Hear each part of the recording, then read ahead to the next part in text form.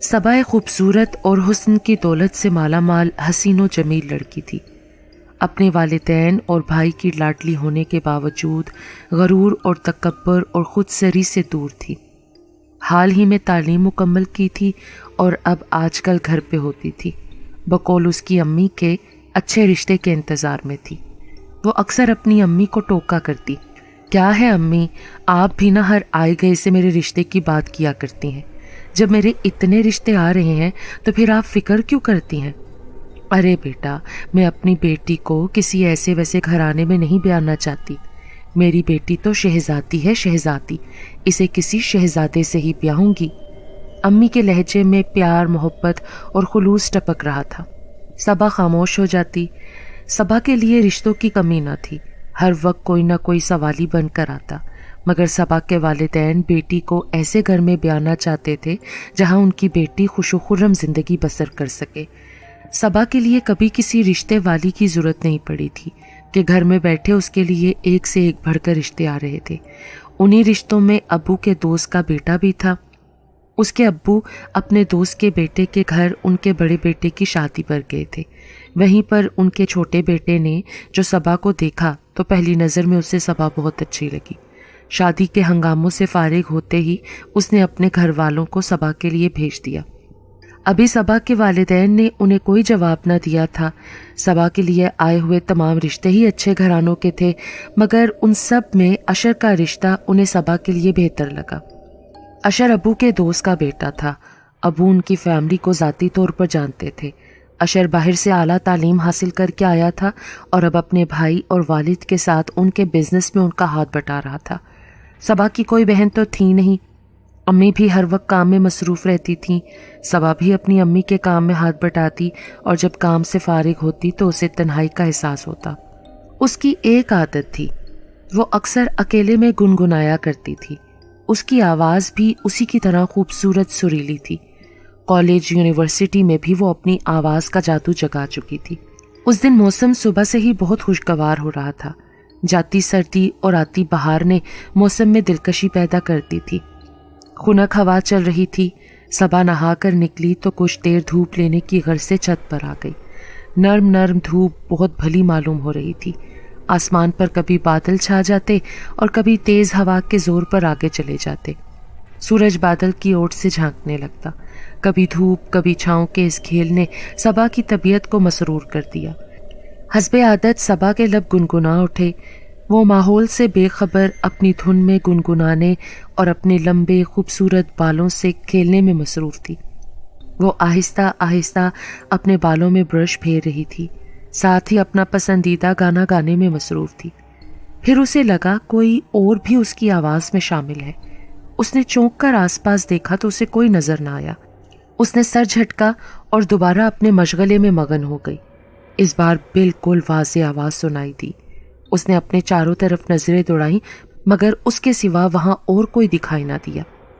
ان کے بائیں طرف کا گھر خالی پڑا تھا، جبکہ دائیں طرف کا گھر ان کے گھر سے نیچے تھا۔ پھر بھی اپنی تسلی کے لیے اس نے دونوں گھروں میں جھانک کر دیکھا مگر وہاں بھی کوئی نہ تھا۔ نیچے والے گھر سے کسی کا اوپر چڑھنا اور پھر اتنی جلدی اترنا ممکن نہ تھا، اور خالی گھر تو کب سے خالی پڑا تھا۔ کچھ دیر گومگو کی کیفیت میں مبتلا رہنے کے بعد اس نے دوبارہ گانا شروع کر دیا۔ اس بار بھی کوئی مردانہ آواز اس کے آس پاس ابھری تھی۔ اب تو کسی بھی شک و شبے کی گنجائش باقی نہ رہی تھی۔ خوف کے شدید احساس نے صبا کے پورے وجود کو اپنی لپیٹ میں لے لیا۔ وہ پوری قوت سے چیختی ہوئی نیچے کی طرف بھاگی، یہ جانے بنا کہ اس کے لہراتے لمبے گھنے سیاہ بال کسی کے دل کا قرار لوٹ گئے تھے۔ صبا دوڑ کر سیدھا اپنے کمرے میں آئی۔ اس کی سانس بری طرح پھولی ہوئی تھی۔ خوف کی شدت سے ہاتھ پاؤں ٹھنڈے ہو چکے تھے۔ وہ اپنے بیڈ پر آئی اور کمبل میں خود کو لپیٹ لیا۔ اندیکھے وجود کی آواز پر غور کرتے کرتے نہ جانے کب وہ نیند کی وادی میں اتر گئی۔ صبا کی امی نے شام کی چائے تیار کی مگر آج صبا ابھی تک سو رہی تھی، حالانکہ اس وقت وہ کچن میں ان کا ہاتھ بٹاتی تھی۔ اس کی امی چائے کا کپ لے کر اس کے کمرے میں آئی۔ صبا کمرے میں اندھیرا کیے بے خبر سو رہی تھی۔ اس کی امی نے آواز دے کر جگایا، صبا بیٹا اٹھو، دیکھو کتنی شام ہو گئی ہے۔ इतना टाइम हो गया है और तुम हो कि अभी तक सो रही हो। तुम्हारे अब्बू के आने का वक्त हो गया है बेटा। चलो उठो, शाबाश, जल्दी से फ्रेश होकर आओ, मैंने तुम्हारे लिए गर्मा गर्म चाय बनाई है। अम्मी, अभी मेरा मूड नहीं है, आप पी लें। हैं, मूड नहीं है? क्यों? अम्मी आप जाए ना, मुझे थोड़ी देर और सोने दें। उसकी अम्मी ने मजीद कुछ कहना मुनासिब न समझा और चाय का कप लेकर वापस आ गई। उसके अब्बू आए, उन्हें जब सबा नजर न आई तो उन्होंने उसकी अम्मी से पूछा। उसकी अम्मी ने शाम वाली बात बता दी। अरे भाई, हमारी बेटी को कुछ मत कहो, अगर सोना चाहती है तो सोने दो ना। आप भी ना, ये कोई वक्त है सोने का? आप भी हर बात में उसका साथ देते हैं। एक ही तो बेटी है हमारी, उसके लाड हम नहीं उठाएंगे तो भला किसके उठाएंगे? कहाँ है हमारी बेटी? खुद उसको लेकर आते हैं। रशीद साहब ने कुर्सी से उठते हुए कहा। अब्बू परेशान मत हो, मैं बिल्कुल ठीक हूँ, उसने प्यार से अपने बाप के गले में बाजू हायल करते हुए कहा। पापा की जान, क्या हुआ था हमारी बेटी को? आप क्यों बेवक्त सो रही थी? सर भारी सा हो रहा था अब्बू, इसीलिए मैं कुछ देर के लिए लेट गई थी और अम्मी ने आते ही आपको परेशान कर दिया। उसकी बात पर पहले उसकी अम्मी ने मसनूई खफकी से उसकी तरफ देखा, फिर दोनों ही मुस्कुरा दिए। सबा और साद अपने वालिदैन के दो ही बच्चे थे। साद ने तालीम मुकम्मल करके जॉब शुरू कर दी थी और कंपनी की तरफ से बाहर चला गया था। उसके अब्बू भी ऑफिस जॉब करते थे, घर में रुपए पैसे की कमी ना थी, घर का माहौल अच्छा और दोस्ताना था। सबा तालीम से हाल ही में फारिग हुई थी और उसकी अम्मी को उसकी शादी की फिक्र सताने लगी थी। उसके रिश्ते तो बहुत पहले से आ रहे थे, मगर उसकी अम्मी ने किसी को भी हौसला बख्श जवाब न दिया था कि बेटी की तालीम मुतासिर ना हो। अब भी कई अच्छे घरानों के रिश्ते सबा के मुंतज़िर थे, मगर हर वालिदैन की तरह सबा के वालिदैन भी बहुत सोच समझ और देखभाल कर उसका रिश्ता करना चाहते थे। आखिरकार सबा के लिए उनकी मंशा के मुताबिक रिश्ता मिल ही गया। वो लोग उसके अब्बू के दोस्त थे और काफ़ी खुशहाल और मजहबी घराना था। दोनों तरफ से बाहमी रजामंदी के बाद मंगनी की रस्म रखी गई थी। मंगनी की तकरीब में सबा नज़र लग जाने की हद तक हसीन लग रही थी। दोनों तरफ से मुश्तरका रस्म करना तय पाया था। सबा के होने वाले मंगेतर ने सबा के सजे सवरे रूप को देखा तो दंग रह गया। सबा तस्वीर से ज़्यादा हसीन लग रही थी। उसे अपनी किस्मत पर रश्क आ रहा था, साथ ही वो खुदा का शुक्रगुजार भी हो रहा था कि जिसने उसके नसीब में इतनी बेहतरीन शरीके सफ़र अता फरमाई थी। उसे अपने घर वालों पर भी फ़ख्र महसूस हो रहा था जिन्होंने उसके लिए इतना अच्छा इंतखाब किया था। वो अपनी सोचों में गुम था। उसकी बड़ी बहन ने उसे टहुका दिया। अशर, कहाँ खो गए? अंगूठी पहनाओ ना।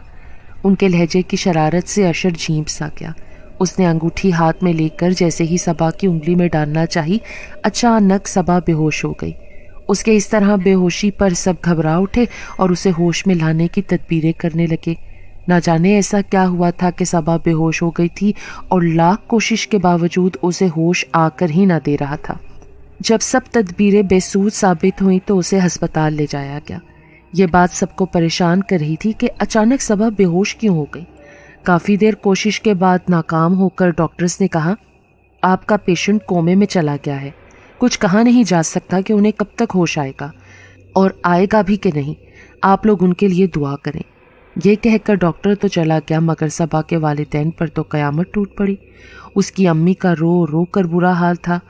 उनकी बेटी की खुशी को न जाने किसकी नज़र लग गई थी, किसी की समझ में नहीं आ रहा था। सब कुछ ठीक ठाक चल रहा था तो फिर ये सब कुछ अचानक कैसे? कई अनगिनत सवाल लोगों के जहन में गर्दिश कर रहे थे। 3 दिन गुजर चुके थे और सबा को होश आकर ही न दे रहा था। इस दौरान में सबा मुरझा कर रह गई थी। सबा को इस हाल में देखकर उसकी अम्मी का दिल कट कर रह गया था। कैसी फूल जैसी बच्ची थी और कैसे कमला कर रह गई थी। उसके होने वाले ससुराली गाहे बगाहे उसकी खबर मालूम कर रहे थे, मगर साफ जाहिर था उनके रवैये में पहली वाली गर्मजोशी ना थी। दुनियादारी की वजह से या शायद अपने बेटे अशर की वजह से वो मजबूर थे। उनके रूखे रवैये को देखकर साफ लग रहा था कि वो ये रिश्ता ही ख़त्म कर देना चाहते हैं। अशर का बस नहीं चल रहा था कि अपनी तमाम दौलत और जायदाद डॉक्टर्स के कदमों में ढेर कर देता कि वो सबा को होश में ले आए। सबा की अम्मी मुसलसल 3 रोज़ से अस्पताल में थीं। उनकी बहन ने कहा, बाजी आप घर जाकर आराम कर लें, इस तरह तो आप भी बीमार पड़ जाएंगी, पहले ही बहुत परेशान है। आप फिक्र न करें, मैं यहाँ अस्पताल में हूँ, सब संभाल लूँगी। बस आप घर जाकर कुछ देर आराम कर लें, फिर आ जाइएगा। सबके कहने पर न चाहते हुए भी उसकी अम्मी घर आ गई। گھر آ کر بھی ان کا کہیں دل نہیں لگ رہا تھا۔ اپنی ہر نماز میں وہ صبا کے لیے دعا گو تھیں۔ اللہ دکھی دل کی فریاد ضرور سنتا ہے، ایسا ہی ان کے ساتھ ہوا۔ طفیل صاحب صبا کے ابو کے جاننے والے تھے اور بہترین دوستوں میں سے تھے۔ انہوں نے جب صبا کے ابو کو پریشان دیکھا تو ان سے پریشانی کی وجہ پوچھی، جس پر اس کے والد نے تمام ماجرا کہہ سنایا۔ اس پر وہ بولے، آپ کی بیٹی کی طویل بے ہوشی کی وجہ کچھ اور بھی تو ہو سکتی ہے نا؟ مطلب یہ ہے کہ کسی غیر مرئی طاقت کے زیر اثر تو نہیں؟ سینئرز ڈاکٹر بھی اس کی بے ہوشی کی وجہ جاننے میں ناکام ہے، تو وجہ کچھ اور ہو سکتی ہے نا؟ آپ اسے کسی عامل کو بھی دکھائیں۔ میری بیٹی پر اثرات ایسے کیسے ہو سکتا ہے؟ ارے بھائی، ہونے کو تو کچھ بھی ہو سکتا ہے۔ آپ اپنی تسلی کے لیے ایک بار کسی عامل سے رجوع کر کے تو دیکھیں رشید صاحب، سب کچھ ٹھیک ہو جائے گا۔ مگر آج کل اچھے عامل کہاں ملتے ہیں؟ سب جعلی پیر فقیر ہیں، سب روپے پیسے بٹورنے کے لیے بیٹھے ہیں۔ آپ پریشان مت ہوں، میں ایک عامل کو جانتا ہوں، وہ مخلوق خدا کی بے لوث خدمت کرتے ہیں۔ میرے اپنے بھی کئی مسئلے انہی کی وجہ سے حل ہوئے ہیں۔ تم آج شام اس طرح کرو، میرے ساتھ چلو، ایک بار چل کر تو دیکھ لو، ان سے اپنا مسئلہ بیان کرو، انشاءاللہ سب ٹھیک ہو جائے گا۔ شام کو حسب وعدہ طفیل صاحب رشید صاحب کو لے کر عامل کے پاس پہنچے۔ وہاں پر پہلے ہی بہت لوگ اپنے مسئلوں کے ساتھ پہنچے ہوئے تھے۔ اپنی باری پر رشید صاحب نے انہیں پوری بات بتا دی۔ کچھ دیر مراقبے میں رہنے کے بعد بابا جی نے کہا، آپ کی بیٹی پر ایک جن عاشق ہو گیا ہے، اسے یہ گوارا نہیں کہ صبا کسی اور کی ہو جائے، اسی لیے اس نے صبا کو دنیا کی نظروں میں بے ہوش کر دیا ہے۔ حقیقت میں وہ خود اس سے باتیں کرتا ہے، اسے ہمیشہ کے لیے اپنی دنیا میں لے جانا چاہتا ہے۔ بابا جی کی بات سن کر رشید صاحب پریشان ہو گئے۔ انہوں نے بڑی عاجزی کے ساتھ بابا سے درخواست کی کہ وہ اس جن سے ان کی بیٹی کا پیچھا چھڑائیں۔ آپ اللہ پر بھروسہ رکھیں، انشاءاللہ سب ٹھیک ہو جائے گا۔ ان کی ہدایت کے مطابق صبا کو گھر لے آیا گیا۔ بابا جی خود بھی گھر آئے، انہوں نے صبا کو دیکھا، پھر کہنے لگے، آپ سب لوگ یہاں سے چلے جائیں۔ پھر وہ حصار کھینچ کر بیٹھ گئے۔ یہ عشاء کے بعد کا وقت تھا، ماحول پر ایک عجیب سی اداسی چھائی ہوئی تھی۔ صبا کے والدین کے دل کی دھڑکن ہر گزرتے لمحے کے ساتھ بڑھتی جا رہی تھی۔ کسی بھی لمحے کچھ بھی ہو سکتا تھا۔ اس کی ماں بھی اپنی بیٹی کے ٹھیک ہونے کی دعائیں کر رہی تھی۔ بابا جی اپنی پڑھائی میں آنکھیں بند کیے مصروف تھے۔ اچانک صبا کے وجود میں جنبش سی ہوئی، پھر وہ ایک جھٹکے سے اٹھ کر بیٹھ گئی۔ اس کی سرخ انگارہ آنکھیں بابا کو گھور رہی تھیں۔ اس کے چہرے کے بگڑے زاویے اور لہو برساتی آنکھیں ہرگز صبا کی نہ تھیں۔ اس کی بگڑی شکل دیکھ کر رشید صاحب بھی خوفزدہ ہو گئے۔ بند کر یہ تماشا، اچانک اس کے منہ سے غراتی ہوئی آواز برآمد ہوئی۔ بابا جی نے آنکھیں کھول دیں اور صبا کی طرف دیکھتے ہوئے کہا، تماشا تو یہ ہے جو تو نے لگا رکھا ہے، کیوں پیچھے پڑا ہے اس معصوم بچی کے؟ یہ مجھے اچھی لگی ہے، میں اس کو اپنانا چاہتا ہوں، یہ کسی کی نہیں ہو سکتی۔ جن نے ہٹ دھرمی سے کہا، اسے اپنانا چاہتے ہو؟ یہ جانتے بھی ہو یہ تمہاری قوم میں نہیں ہے؟ تو کیا ہوا، یہ میرے ساتھ رہے گی۔ تم اچھی طرح جانتے ہو نا کہ خاک اور آگ کا ملاپ ممکن نہیں۔ تم اس لڑکی کو چھوڑ دو، اپنی دنیا میں لوٹ جاؤ، ورنہ مجھے مجبوراً دوسرا راستہ اختیار کرنا پڑے گا۔ بابا کے لہجے میں جن کے لیے واضح دھمکی تھی۔ تو کیا کرے گا بابے؟ بس بہت ہو چکا، میں تجھ سے شرافت سے بات کر رہا ہوں اور تیری سمجھ میں نہیں آ رہا۔ بابا جی تو سخت جلال میں آ چکے تھے۔ بابا نے اپنی تسبیح اٹھائی، اپنا وظیفہ شروع کر دیا۔ وہ جیسے جیسے پڑھتے جا رہے تھے، صبا کی بے چینی میں اضافہ ہوتا جا رہا تھا۔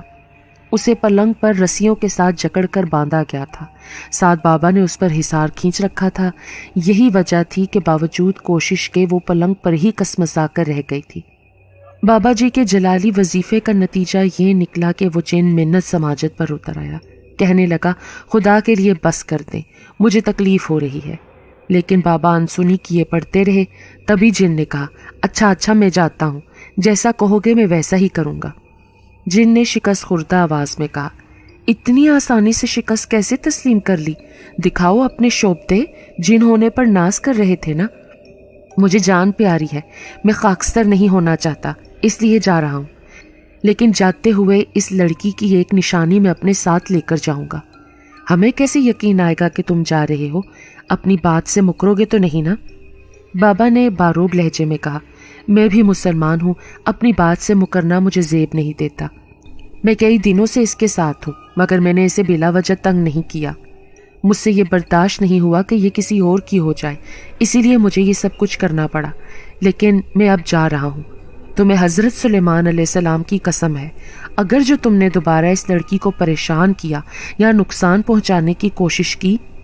بابا کی ابھی بات پوری بھی نہ ہوئی تھی کہ صبا پلنگ پر گر گئی۔ بابا نے اپنا وظیفہ مکمل کیا اور حصار سے باہر آ گئے۔ صبا کافی کمزور لگ رہی تھی، اس کو دم کیا ہوا پانی پلایا گیا۔ بابا نے اس کے گلے میں تعویذ ڈالنے کے لیے دیے اور ساتھ ہی ہدایت کی کہ اس لڑکی کو اکیلا مت چھوڑے، خاص طور پر اسے کسی کھلے مقام پر نہ جانے دے، کسی بھی صورت تعویذ گلے سے نہ اترنے دے، اور جتنی جلدی ممکن ہو اس کی شادی کر دے، اس لڑکی کے حق میں یہی بہتر ہے۔ ان تمام ہدایات کے ساتھ عامل جا چکے تھے۔ صبا کے والدین بے حد خوش تھے، ان کی بیٹی ٹھیک ہوتی جا رہی تھی۔ کچھ عرصے کے بعد اس کے لمبے گھنے خوبصورت بال جھڑتے جھڑتے بالکل کم ہو چکے تھے۔ شروع میں یہی لگا کہ کمزوری سے ایسا ہے، مگر ہر تیل کی مالش، ہر ٹونک کے استعمال کے باوجود ان بالوں میں نشو نما نہ ہو سکی۔ تو پھر اس کے والدین نے یہ بات خیال کی کہ جن نے جس نشانی کا ذکر کیا تھا کہ وہ صبا کی ایک نشانی اپنے ساتھ لے کر جائے گا، کہیں وہ یہی تو نہیں تھی؟ وہ جن اس کے لمبے خوبصورت اور حسین بالوں پر فریفتہ ہوا تھا۔